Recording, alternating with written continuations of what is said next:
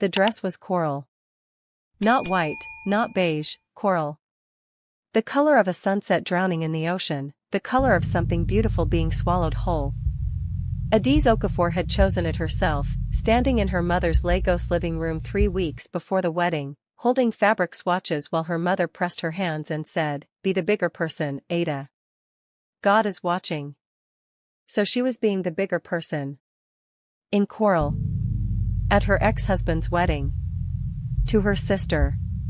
She arrived at the Jeju Island resort at exactly 2:15 in the afternoon, her carry-on rolling behind her, her sunglasses large enough to hide the particular flatness that had taken over her eyes in the last 8 months. Not sadness, she was done with sadness. Flatness. The look of a woman who had felt so much that her face had simply gone quiet. The resort was obscene in its beauty. Volcanic stone walkways wound between pavilions draped in white linen. Bougainvillea rioted in pink and purple along every arch. The East China Sea glittered in the distance like something that had never heard of human suffering. Adiz had paid for half of this. Not directly. Not anymore. But the financial consulting firm she'd spent 6 years building from a kitchen table and a second-hand laptop, Goldroot Advisory, had funded Emmanuel Osemence's seed round when he had nothing but a pitch deck and a borrowed blazer. She'd introduced him to her network. Written his first business plan proposal at midnight while he slept. Defended him to her father when Baba said the man had soft hands and hard excuses. Then the series became through. 18 months ago. $43 million. Emmanuel bought a Porsche the same week. 3 months after that, he told her that her job was cute, the exact word, cute, and that he needed a partner who matched his energy at this level. He said it the way people announce the weather. Casually. Like her 6 years were a phase he'd outgrown. The divorce papers arrived by courier. Professional. Clean. Her sister Kayamika had texted her 2 weeks later, "Ada, I need to tell you something and I need you to know I didn't plan it." Adiz had sat with that text for 40 minutes before responding, "Okay." That was 8 months ago. Now she was in coral, rolling her carry-on past a welcome banner that read Emmanuel and Kayamika, "Forever begins today," and she was being the bigger person, and God was watching, and her mother had cried on the phone for 20 minutes until Adiz agreed to come, and here she was. Here. She was. The first person she recognized was her Aunt Ngozi, who pulled her into a hug that smelled like shea butter and whispered, "You look beautiful, my daughter. Hold your head," which told Adiz everything about how the next 24 hours would go. She found her seat, table 9, near the back, next to a cousin she barely knew and an empty chair, and set her clutch down with the careful precision of a woman keeping herself together through small, deliberate movements. The ceremony was on the beachfront terrace. Kayamika was stunning. Adiz would not lie to herself about that. Her younger sister moved down the aisle in an ivory dress with hand-sewn beadwork, her locks pinned up, her smile the kind of smile that only exists when someone genuinely believes they deserve the moment they're standing in. Emmanuel cried. He had never cried once for Adiz. Not when her mother was hospitalized. Not when she lost a client and had a panic attack at 3 in the morning. He'd handed her water and gone back to sleep. He cried for Kayamika in front of 200 people and the East China Sea. Adiz breathed slowly through her nose. In. Out. God is watching. She clapped when they were told to clap. She smiled when cameras swung her way, and they did, because someone had seated the press photographer at table 8, and the irony of the first wife being captured at the second wedding was apparently not something anyone had thought through. Or perhaps they had. Perhaps Emmanuel had. Let her be here. Let everyone see she came. Let the story be that we're all adults. She understood the assignment. She had always been good at assignments. The reception moved inside as the sun began to lower, flooding the pavilion in amber and rose. A string quartet played something Korean and something Afrobeat on alternating songs, which should have been jarring but was actually, Adiz thought, quite lovely. There was a DJ in the corner, a young Korean man with silver-tipped locks, already watching the crowd like a conductor waiting for his cue. She was on her second glass of water when she felt it. Not heard. Not saw. Felt. The particular sensation of being watched. Not ogled, she knew that feeling, had spent years navigating it. This was different. Steadier. Like a fixed point. She turned slowly, the way she had learned to do in difficult rooms, unhurried, unbothered, deliberate. Across the pavilion, leaning against a stone column with the practiced ease of a man who was always leaning against things because standing straight would make him too obvious, was a man in a black suit. Not a wedding guest black suit. Something tailored within an inch of its life, charcoal black with a barely visible texture, no tie, the top button open at his throat. Korean. Tall. A jaw that looked like it had been carved by someone with an agenda. Dark eyes currently pointed directly at her. He didn't look away when she caught him. Most men looked away. Reflex. Social contract. He simply held. She held back, because she was from Lagos and she had buried her discomfort the way her people buried their dead, with ritual, with composure, with a face that gave nothing for free. Then someone stepped between them, her cousin reaching for the appetizer tray, and the moment broke. Adiz set down her water glass. Who is that? She found out accidentally, the way information always arrives at weddings, through someone else's conversation that spills too loud over the music. Woo-Jin didn't even want to come, you know how he is. Only here because Emmanuel won't stop pitching him, something about a tech acquisition. Kang Group doesn't do African markets, but Emmanuel keeps. Kang Group. Adiz went still. Kang Group was not a company you dropped into conversation casually. Not in the financial world she moved in. Kang Group was 6 industries, 4 countries, and a family name that showed up in the kind of deals that reshaped markets. The kind of name that appeared in briefings, not press releases. The kind of wealth that was old enough to have stopped trying to look like wealth. She looked back across the pavilion. He was still there. Still watching. Kang Woo-Jin. She turned away and reached for her water again, and her hand was perfectly steady, and she was being the bigger person, and God was watching. She slipped out just after 8. Not dramatically. No scene. She simply reached the limit of what a person could hold in a single evening, her ex-husband's first dance with her sister, the toast from Emmanuel's best man that somehow managed to be both moving and smugly triumphant, the moment Kayamika caught her eye from across the room and looked, briefly, like she might apologize or cry or both, and she decided that she had fulfilled the assignment. She gathered her clutch. Touched her Aunt Ngozi's hand. Smiled at 3 people she didn't know. And walked out through the side doors onto the terrace that faced the sea. The night air came off the water like something exhaled. Salt and dark and the distant sound of waves that had no opinion about human pain whatsoever. She stood at the stone railing and let herself drop her face, just for a moment. Let the flatness become something more honest. Something closer to the feeling she'd been keeping below the waterline all day, not sadness, not anger. Something older than both. Grief. For the version of herself that had believed. You shouldn't have to do that alone. She turned. He was closer than she expected, not threateningly close, but close enough that she registered the height of him, the quiet of him, the way he stood like the terrace was somewhere he'd already decided to be. Kang Woo-Jin, in his black suit, his dark eyes carrying something that wasn't pity. She knew pity. She'd been marinated in it for 8 months. This wasn't it. This was something attentive. Something careful. Do what? She said. Her voice came out steadier than she felt. Carry a room like that. He paused. You carried it for hours. I was watching. I noticed, she said. Something moved at the corner of his mouth. Not quite a smile. An acknowledgement. You don't remember me, he said. She looked at him more carefully. The jawline. The particular way he held himself, like a man who had once been very close to not being here at all and had not forgotten it. Something shifted in her chest. "Seoul General," she said slowly. 3 years ago.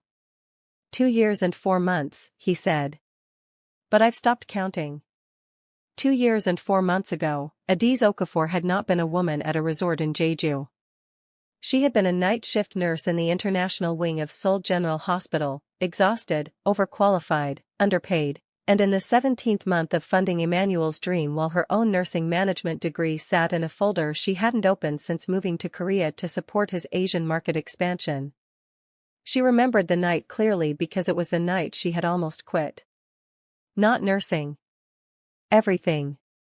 She'd been in the break room at 1:43 in the morning, her head against the vending machine, calculating whether she could sublet their apartment and go home to Lagos and admit to her father, who had always had soft, careful doubts about Emmanuel, that he had been right. That she had chosen a man the way you choose a project, with hope and effort and the catastrophic belief that love alone was load-bearing. Then the trauma bay doors flew open.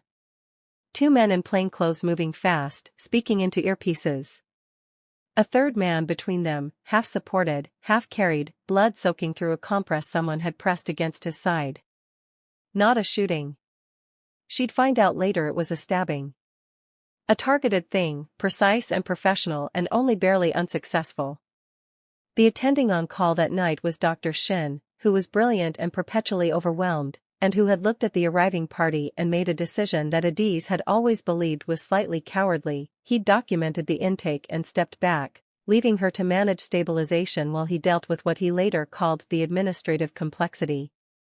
The administrative complexity was that the man bleeding on the gurney was Kang Woo-Jin, and the men with earpieces were not just security, and everyone on staff who understood that had found somewhere else to be. Adiz had not found somewhere else to be. She was from Lagos. She had grown up watching her mother nurse in a public hospital where resources were scarce and decisions were fast and you did not have the luxury of stepping back. You assessed. You acted. You stayed. She stayed.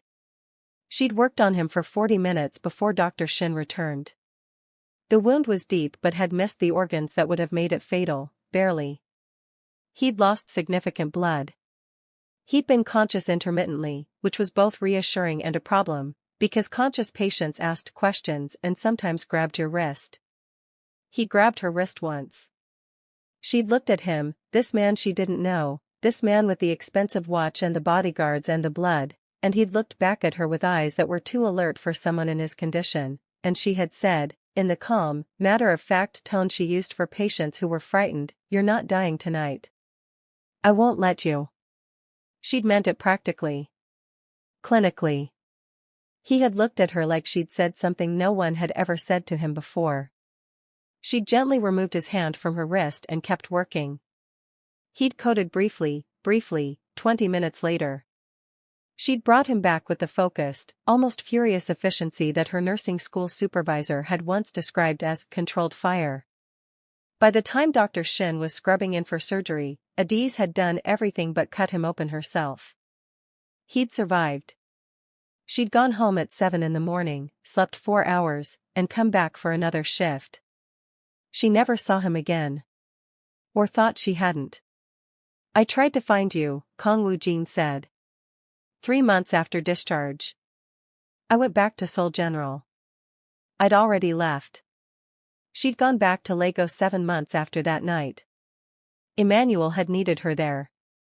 There was always somewhere Emmanuel needed her. They said you'd transferred. No forwarding information. He was quiet for a moment. I had my people look. They found Adiz Okafor at a financial consulting firm in Lagos. I thought they had the wrong person. She almost laughed. Almost. I went back to what I was doing before. Before nursing? Before Emmanuel. She said his name plainly, without ornament. Consulting was my first career. I left it to support his relocation. When that chapter closed, I went back. Woo-Jin was quiet for a moment. The sea moved below them. "The man marrying your sister," he said. "Yes." He invited me here to pitch a technology acquisition. He's been trying to get into a room with me for 8 months. He paused. I came because I had information that a woman named Adiz Okafor would be in attendance. My people found the guest list. She stared at him. You came here for me, she said. Not a question. I came here for you. Simple. Unembellished. The way he seemed to say everything. There was a long silence. The string quartet had stopped inside. The DJ had begun, something slow and atmospheric, Afrobeats and synth bleeding together through the pavilion walls. She searched for the word. That's a great deal of effort for a nurse who did her job. You didn't do your job. His voice was even, but precise. The attending on call did his job. The other staff did their jobs. They managed liability and protected themselves. He looked at her directly. You stayed in a room where staying was complicated, and you worked like my life mattered personally to you. There's a difference. Her throat tightened. She did not let it show. And then, he continued, you told me I deserved to live. Not that I was going to live. That I deserved to. She remembered saying it. She hadn't thought much of it at the time, it was the kind of thing you said to someone who was afraid. A human thing. I don't think anyone had told me that before, he said quietly. In quite that way. She looked out at the sea for a moment, recalibrating. Kang Woo-Jin, head of Kang Group, the name that appeared in briefings not press releases, was standing on a terrace at his business associate's wedding and telling her that a night she'd half forgotten had not left him. You could have sent a card, she said. Or had someone send a card. A very expensive card. I could have. Why didn't you? He considered this with the seriousness she was beginning to understand was simply how he was built, unhurried, thorough, like a man who didn't spend words he hadn't meant. Because what I wanted to say wasn't something that fits on a card, he said. And because I wanted to say it myself. And what did you want to say? He turned to face her fully. Behind them, inside, the music shifted, something warmer, more insistent, a bass line that moved in the chest. That I spent 2 years building something that could offer you, specifically you, a life that no one could call cute. He said the last word with a flatness that told her he knew exactly what Emmanuel had said, and when, and possibly in what room. And that I'm aware this is an unusual moment to introduce that. But I've learned not to wait. She stared at him. You know what he said to me. I know many things about your last 6 years, he said. None of which I pursued to intervene in. You were married. Your life was yours. He paused. It isn't anymore. The audacity of it should have put her back up. Should have. Instead she felt something she hadn't felt in a long time, something sharp and warm and slightly dangerous, move through her chest like the first breath after being underwater.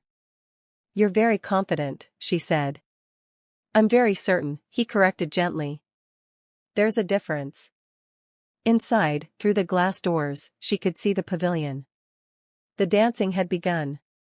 Emmanuel and Kayamika moved in the center of the floor, her sister's head on his shoulder, his hand on her lower back, and even from here, Adiz could see the moment Emmanuel looked up.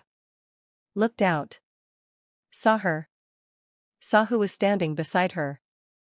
She watched the recognition move across his face, the slight stiffening, the fractional reordering of expression that money-minded men do when they realize they have made a miscalculation.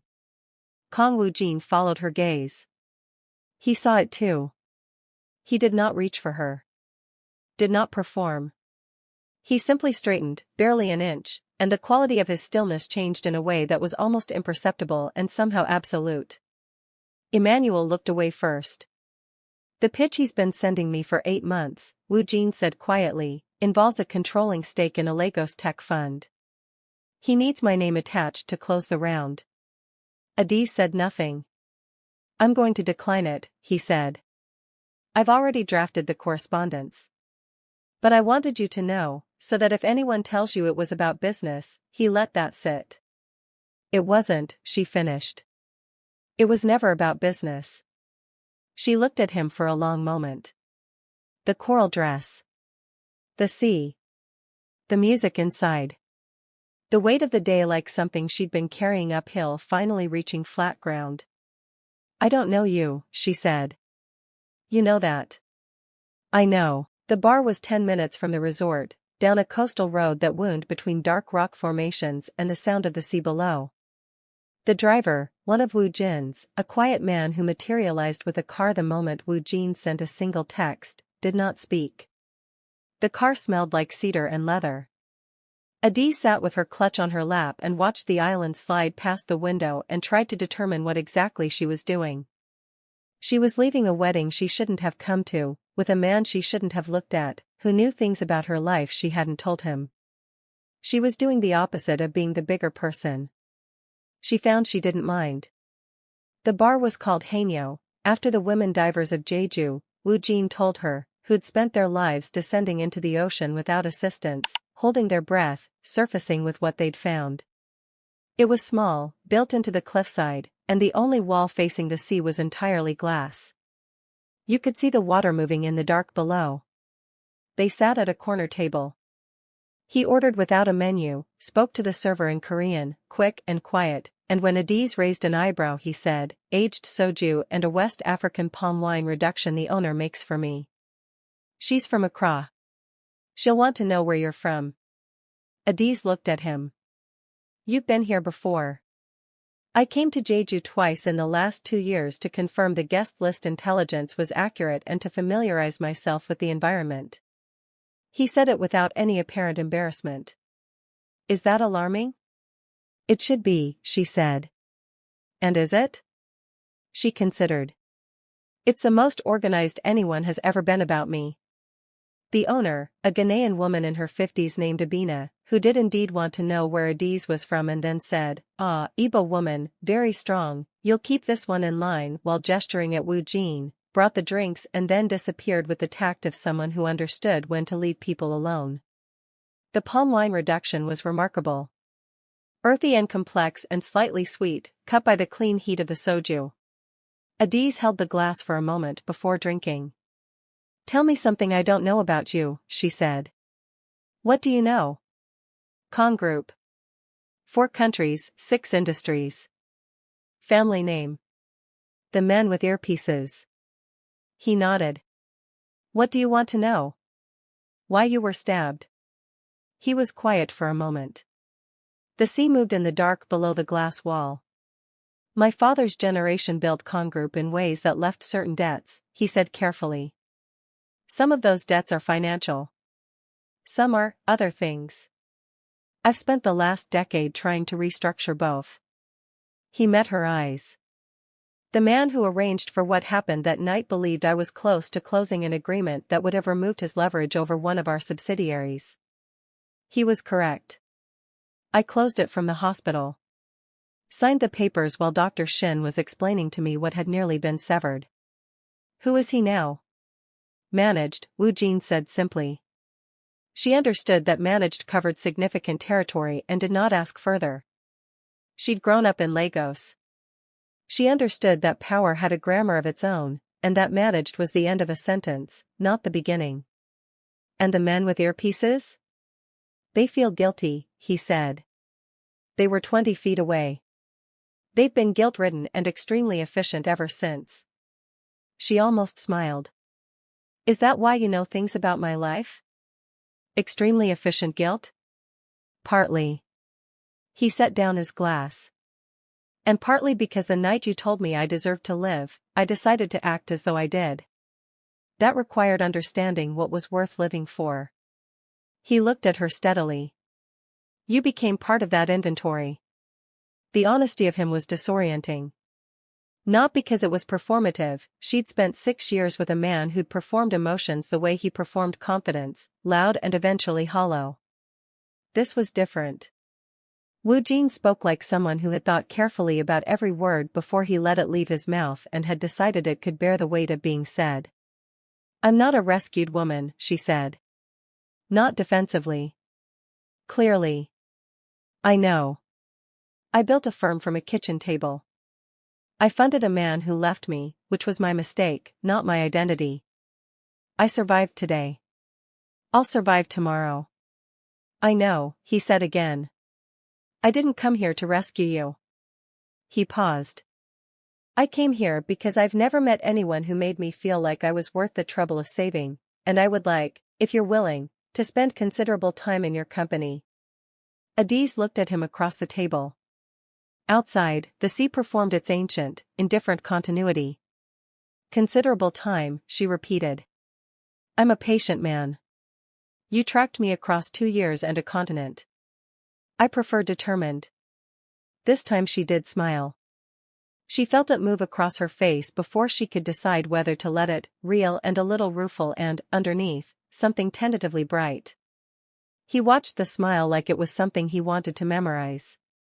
They stayed at Hainyo for 3 hours. She told him about Goldroot Advisory, the real version, not the LinkedIn version. The kitchen table. The second-hand laptop. The way she'd felt the first time a client's portfolio returned 18% and she'd sat in her car outside the office and cried. Not from sadness.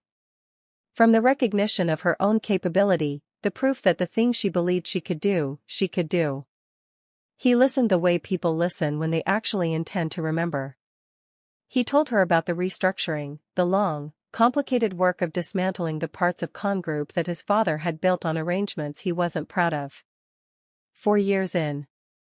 Halfway through, maybe. The kind of work you couldn't rush without causing damage in the wrong directions. You're rebuilding it ethically, she said. Trying to. From the inside. There's no other way to do it properly. He turned his glass slowly. You can't fix a building by standing outside it and wishing. She looked at him. You could have walked away. Started something new. The people who work for us didn't choose my father's methods. They chose jobs. Walking away from the institution abandons them. She was quiet for a moment. Emmanuel used to say that loyalty was expensive, she said. That you had to cut it when the cost got too high. Loyalty isn't an expense, Woo-Jin said. It's a structure. It holds things up. He paused. The people who experience it as expensive are usually the ones who extracted it without offering it back. Adiz set down her glass. She thought about 6 years. About midnight business plans and introduced networks and a portfolio she'd built and an ex-husband who had looked at all of it and called it cute. She thought about the moment she understood that she hadn't just lost a marriage, she'd been quietly mined, her resources extracted with the steady expertise of someone who had always planned to move on when the vein ran dry. She thought about today. The coral dress. The beach wedding. The banner. Emmanuel and Kayamika, forever begins today. She waited to feel the grief again. It didn't come. What came instead was something cleaner. Something like the specific freedom of a debt finally, fully settled, not by repayment but by the recognition that it had never been hers to carry. I want to show you something, Woo-Jin said. He set a folder on the table. Physical, not digital, which told her something about him. Inside was a prospectus. Clean, precise, beautifully formatted. Goldroot Kang Advisory Initiative. African Market Entry Strategy. Joint Venture Framework. She stared at it. She looked up. This is my company. This is a proposal to partner with your company, he said carefully. Kang Group's continental entry has been delayed by 3 years because we cannot find advisors with genuine on-the-ground credibility in West African financial markets. Goldroot Advisory has built precisely that credibility. He paused. This is not a gift.